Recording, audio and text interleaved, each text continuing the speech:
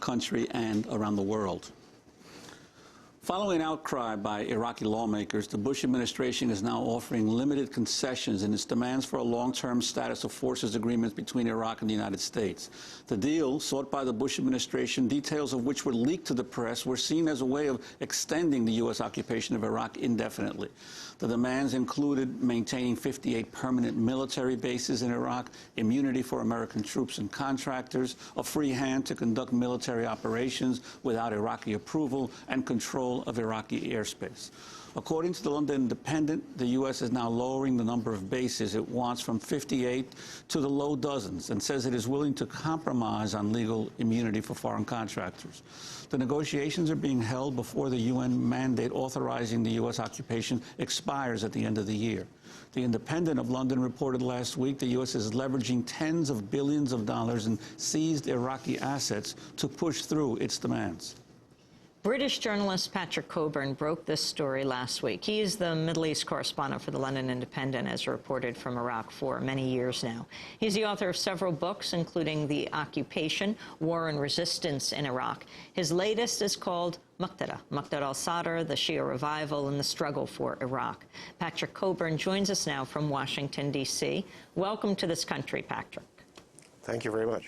Can you lay out for us exactly what the deal is and how you uncovered it? Well, this is an extraordinary, important development in Iraq. It really will determine whether Iraq is an independent country or not, or will it be a client state of the U.S. As you reported, the U.S. negotiators were demanding initially 58 bases. They're not calling them permanent bases, though that's exactly what they are.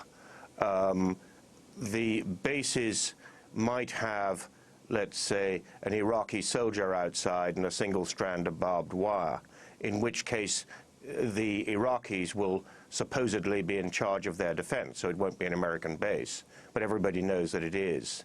Then there's the question of immunity for American soldiers and Iraqi contractors, i.e. they won't come under Iraqi law. The U.S. will also control airspace and have various other rights. Now, although Ryan Crocker and President Bush are saying Iraq, under this new agreement, will once again be a sovereign nation, most of the rights we associate with a sovereign nation will be in the possession of the U.S. And in terms of the reaction in Iraq among the various forces there, as news of this has begun to dribble out?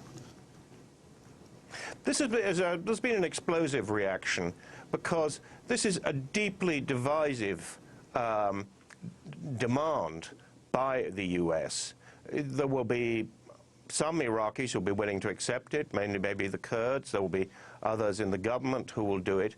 But there will be many other Iraqis, almost certainly a majority, who will see this agreement as showing that the Iraqi government is a puppet of the U.S. It will delegitimize it.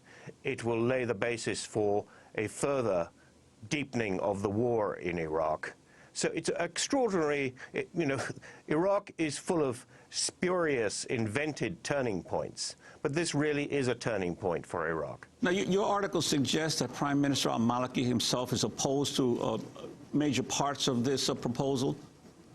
Yes, I mean, he's, as you can see, the downside for himself, that this is going to go down real badly with a lot of Iraqis, including people in his own majority Shia community, and including people in the coalition of parties which make up his own government. And one of the senior members of his own party was saying, the Americans have asked for immunity for everybody and everything apart from the dogs they bring to Iraq. So this is not very good news for him. But at the same time, he and his government feel at the end of the day they depend on the U.S. and they're under very intense personal pressure from President Bush and Dick Cheney's office, according to Iraqi officials I've spoken to. And it'll be difficult for them to stop this happening, and they've been given a deadline of the 31st of July. Patrick Cockburn, how is the U.S. leveraging billions of dollars to try to force through this agreement? Well, the Iraqi reserves, the Iraqi money, is in the Federal Reserve Bank of New York. The reason it's there is historical and rather surprising. It dates from 1990 when Saddam Hussein invaded Kuwait, and there are still really sanctions against Iraq as a danger to the rest of the world. That money, about $50 billion, is in the bank, but there have been many court cases brought against it. It's protected currently by a presidential immunity. And what U.S. negotiators in Baghdad have been implying to their Iraqi counterparts is that if they don't cut a deal on American terms, then that presidential immunity might lapse at the end of the year, and the Iraqis wouldn't be able to get their hands on these massive reserves, which they need very badly. We're talking to Patrick Cockburn. He broke the story of the U.S. proposal to Iraq that the U.S. is pushing through right now, which includes more than 50 military bases. Now, can you explain that and also comment on John McCain, the, once again, controversial comment he made about war? This time it was on NBC. He was talking about when asked what he thinks U.S. troops will return from Iraq, that's not too important. What's important is the casualties in Iraq. Americans are in South Korea, Japan, and Germany. That's all fine. But talk about that and these bases. You know, I've been going to Iraq since 1977. I've spent much of my time there. I think it's frankly a fantasy world because Iraq, most Iraqis don't like the occupation. There's nothing surprising about this. Most few countries do. So long as there is a U.S. army there, there's going to be resistance to it.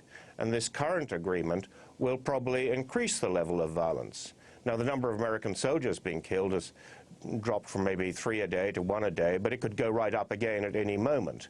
I think Senator McCain's idea that somehow we're the end of the road with a pacified Iraq, where you can have a United States army sitting there wholly accepted by the local population, and that there will be no armed attacks on it, is a complete misunderstanding of the situation. You know, and it's part and parcel of what he's been saying for a year, that the situation in Baghdad is better than has been reported. I mean, honestly, I wish it was. I wish I could go out and report this. But I mean, he has the advantage that he's wrong, and it's so dangerous, it's still very difficult for reporters to really get around Baghdad and stay in one piece. Patrick Cockburn, I'd like to ask you, in our headlines, we mentioned this new attempt by the U.S. military in Iraq to begin utilizing or turning over areas now to Shiite militias as well to patrol, similar to what they were doing with the Sunnis in Anbar and other areas. Your response to this increasing reliance on not even the Iraqi military, but on militias by the U.S. military to basically pacify areas of Iraq?